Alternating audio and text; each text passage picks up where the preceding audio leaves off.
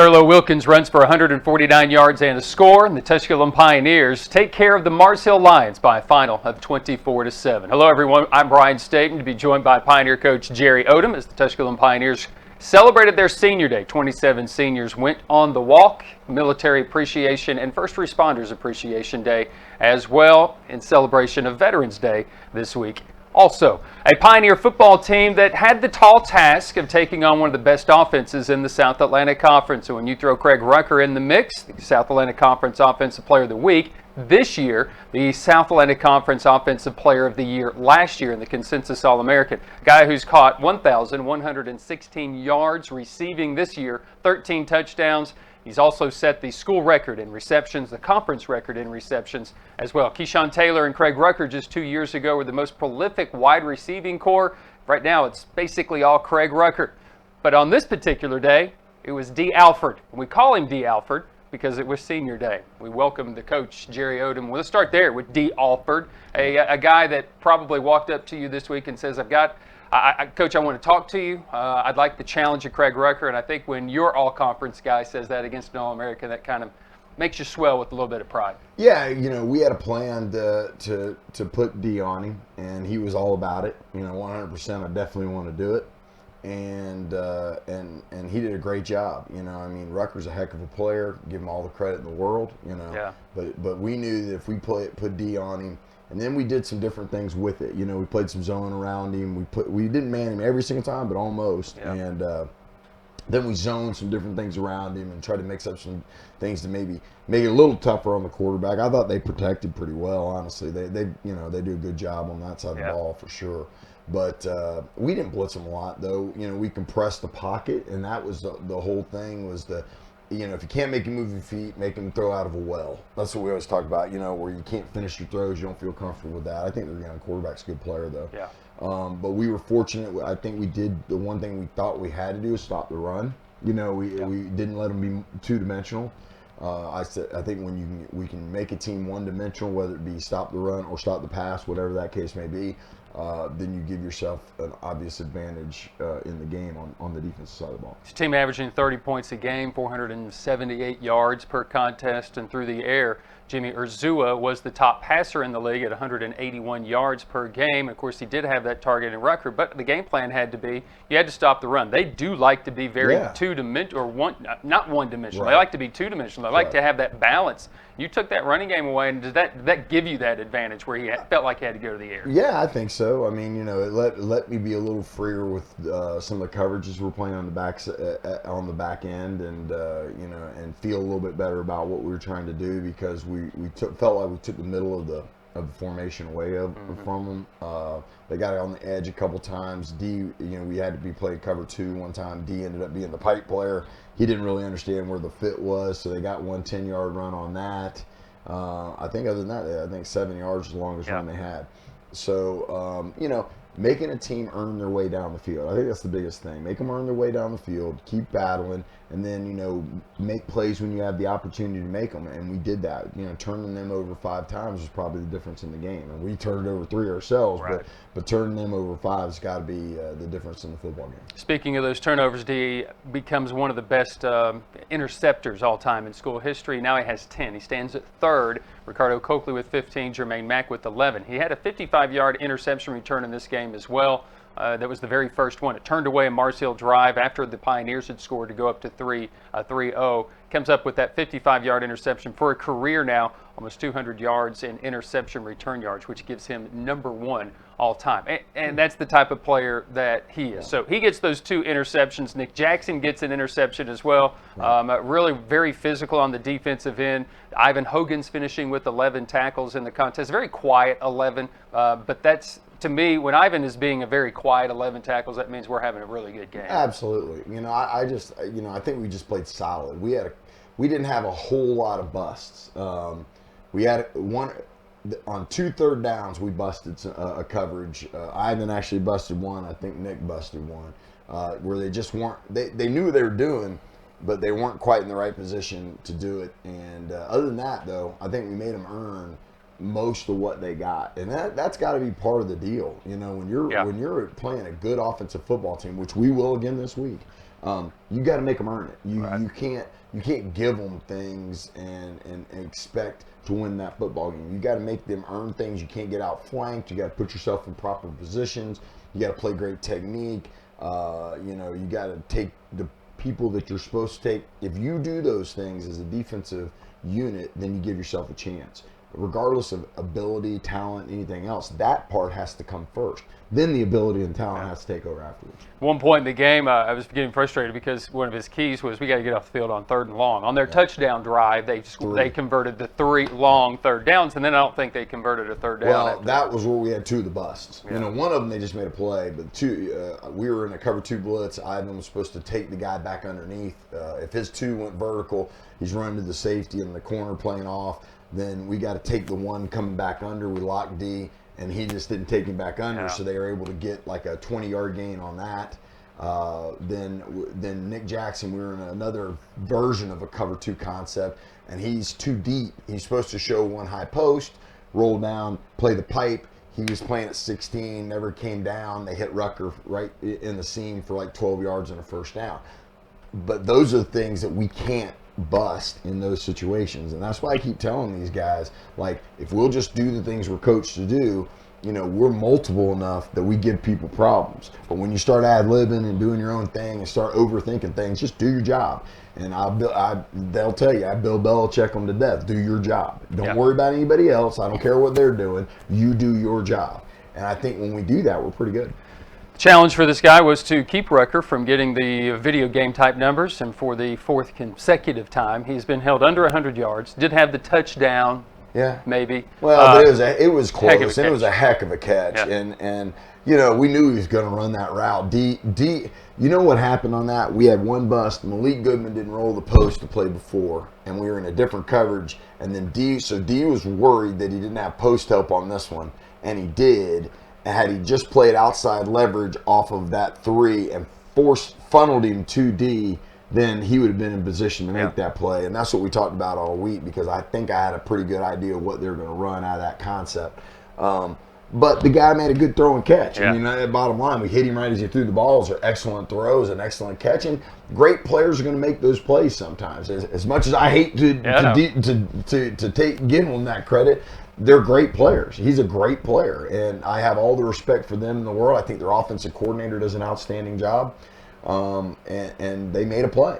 But the thing that we did do a nice job of was making adjustments during the game. Like, they came out the first drive, and they were in 3-by-1, and we had played a coverage last year that I started the game in, and they had a nice concept of it where they were bringing number 1 in all the way to 3 and running in vertical, and we got lucky on that. Truth of the matter is they had a guy open other than the Mike trying to carry him, and they missed him. They hit him on one, and then they missed him on the second time. So then we went back and we said, okay, depending on where Rucker is, we're going to play this coverage if he's at the 3 spot. We're going to play this coverage if he's at the 2 spot, and that took that concept away. So that made it a little bit easier on us. And I was proud of the guys for being able to make that adjustment, because we hadn't even thought about that, and that's where it came out to. So that was a big moment in the game, I thought, early on, to make that adjustment, and then at halftime go in and make sure we clarified everything and how we wanted to play it, and then we came out in the second half. I thought we played really, really well. Good defensive game for the Pioneers to hold a team that's averaging 30 points a game to 7. Meanwhile, a Pioneer offense that was struggling as far as putting some points on the board. Get a very efficient 12 of 16 game out of Joaquin Collazo, and then the running game gets going once again. Thurlow might get stopped for a couple of yards every once in a while, but he's also going to give you that explosion play, and he did that again Saturday to the tune of almost 150 yards rushing, another touchdown. Again, he was just a beast. The freak show was in a good show on Saturday. Yeah. He started off a little bit slow. He put the ball on the ground twice, which he hadn't been doing. So we got to work on that this week, obviously. And then we had 3 fumbles in really crucial times inside the 10-yard line.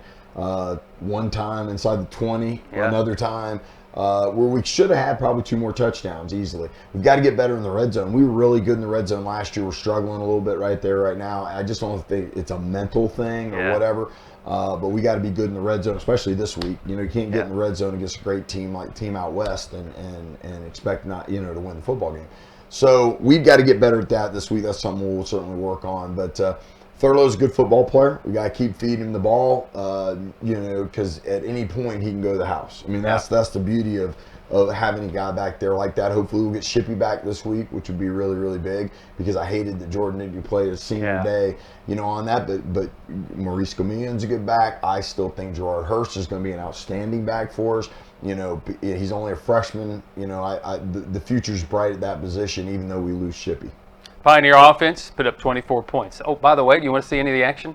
Let's do that. Let's do that right now. Let's take a look at Tusculum versus Mars Hill. As the Pioneers, actually, the first drive was a 3-and-out defensively against Mars Hill, so the Pioneers have it. We'll start with the first pass, third down play to A.J. Bellinger. Yeah, nice little out cut by A.J. Bellinger. Threw the ball on time, a little bit inside, so good adjustment by A.J., but got the first down, and that's huge, staying on the field. Come back with a little speed sweep to Torrey Ponder for about a 15-yard gain right here. Really nice, really well done, well executed. Jump into have a big package in there, and then come back in there and come back and run the counter and almost pop it out the backside. I thought he was going to score right here and gets it down to about the 3 off a counter read right there. So really, really good with that right there.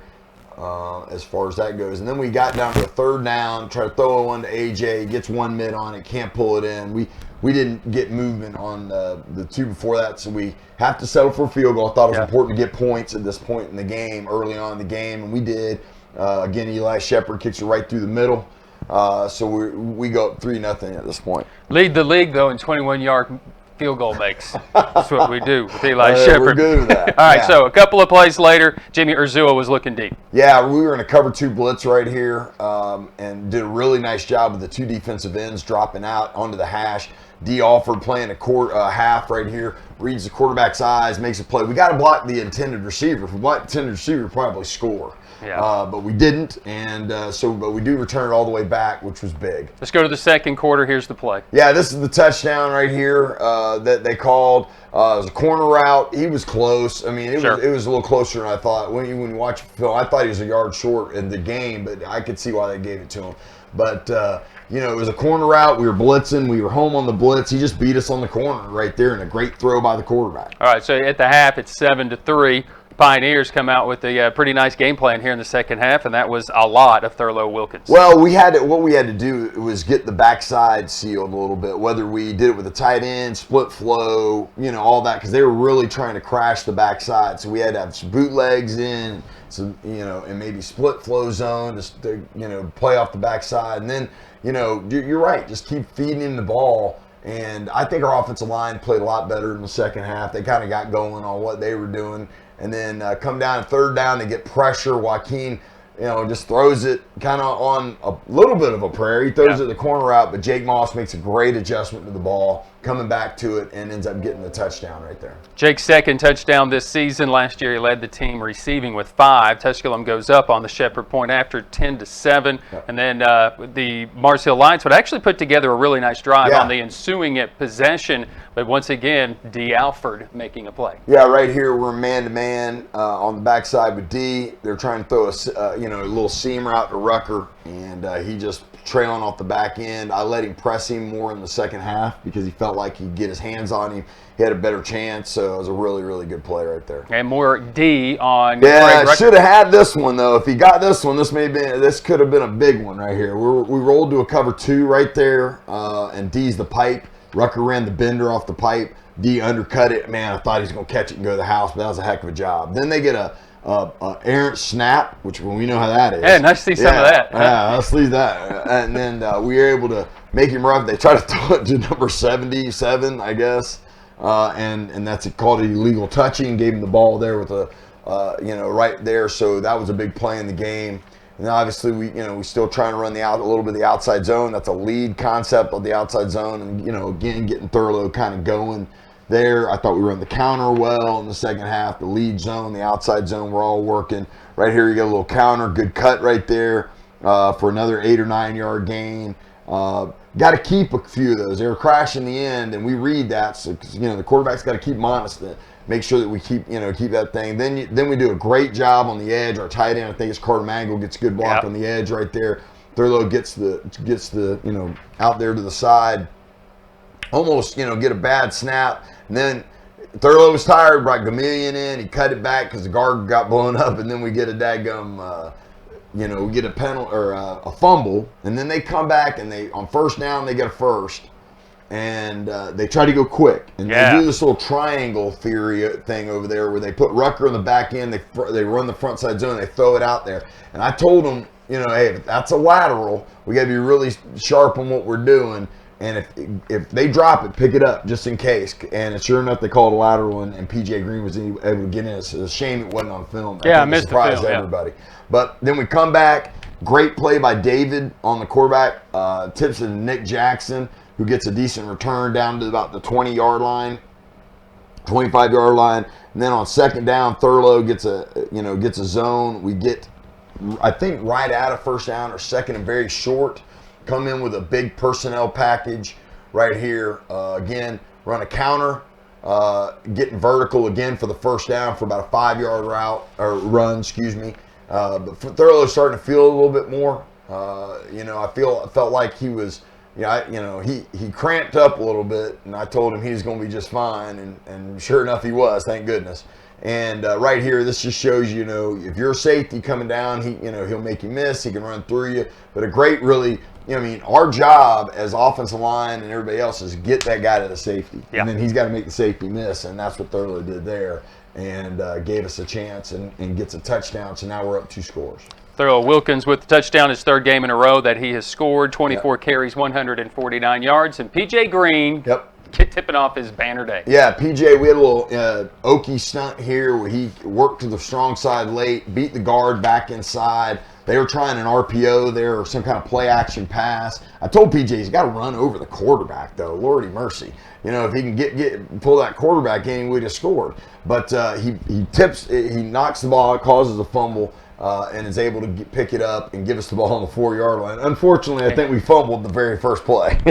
I think that's where we'll go. A Pioneer offense that, again, under 300 yards of offense for the day. They hold them under 300 yards of offense for the day.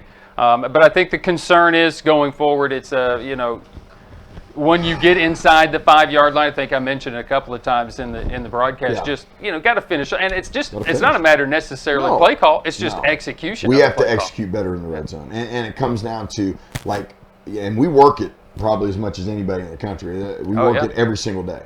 And because red zone is so important. And we were really good. The thing about it is we were really good at it last year. I think we were top 10 in the country last year, and we might be top 10 bottom this year. I'm not sure. But at the end of the day, if we're going to play against a great team like the one we're getting ready to see this week, we have to take advantage of those times. If we get the ball at the 4-yard line or the 10-yard line or the 20-yard, we have to get some kind of points out of that situation. So, I've said it before. I'll say it again. You got to value the football. Value the football, be smart on what we're doing, and just got to keep working hard and getting better at that each week. Pioneers in the 36th renewal, the Battle of Sam's Gap, the Mountain Border War, win their 21st game. For this guy, it's his 3rd in a row against the Mars Hill Lions. 24-7, the Pioneers have now won 4 consecutive games as they move themselves into that upper echelon of the South Atlantic Conference, and that team out west is on the schedule next. I'm going to run up the steps. I got to go get my stuff so that we can come back and talk about the Eagles, and that's when we come back with more of the Pioneer Football Show with Pioneer coach Jerry Odom.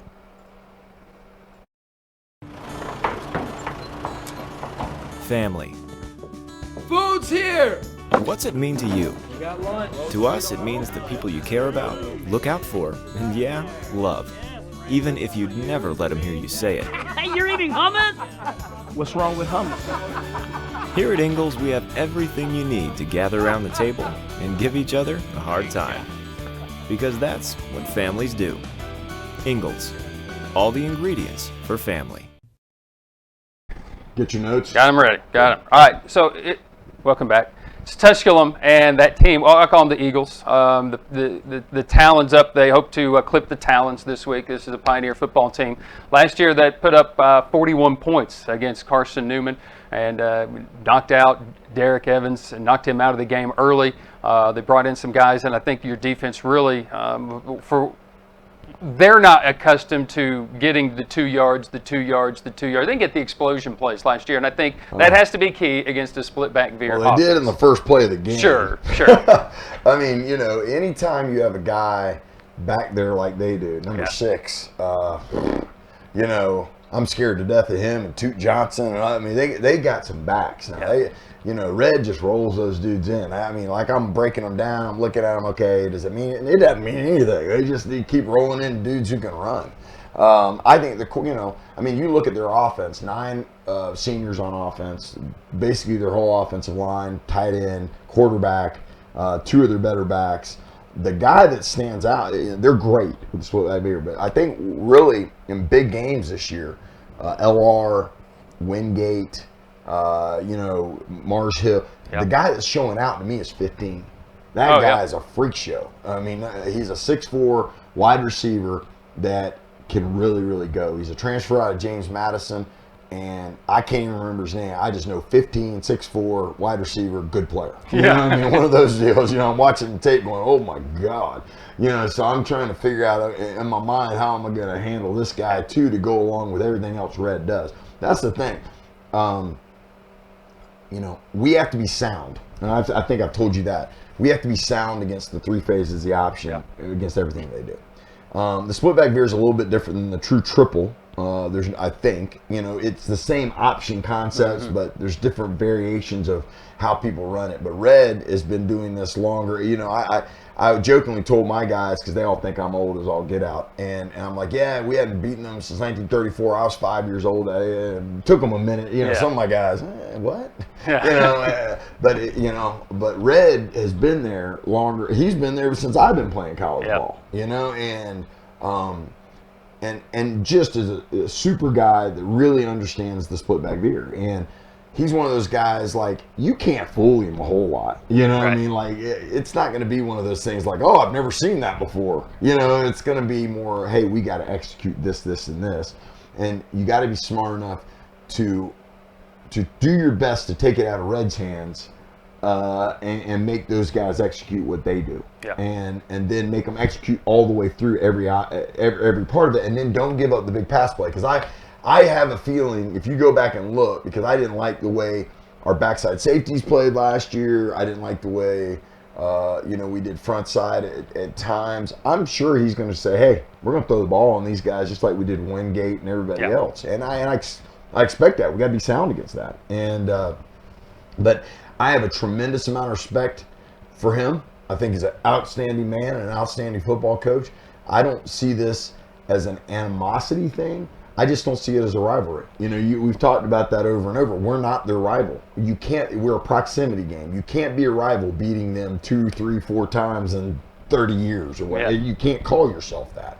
So for us, it's about, we know that they don't respect us. It's the little brother thing and all that stuff. It's about us just going out and playing to the best of our ability all the time, and hoping that we can stand up to the powerhouse that they are. I mean, we can say whatever we want.